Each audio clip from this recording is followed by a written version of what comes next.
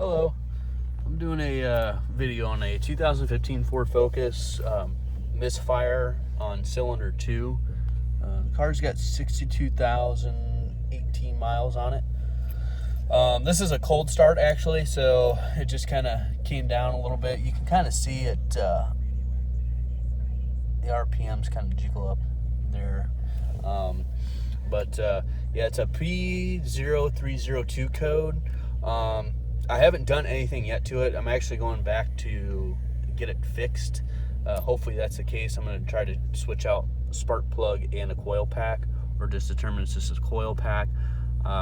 Most likely it is the coil pack.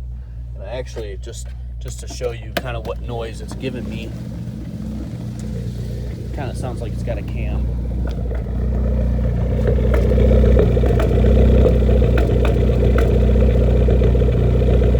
So it is misfiring. I did get this from AutoZone, which they helped me out really well.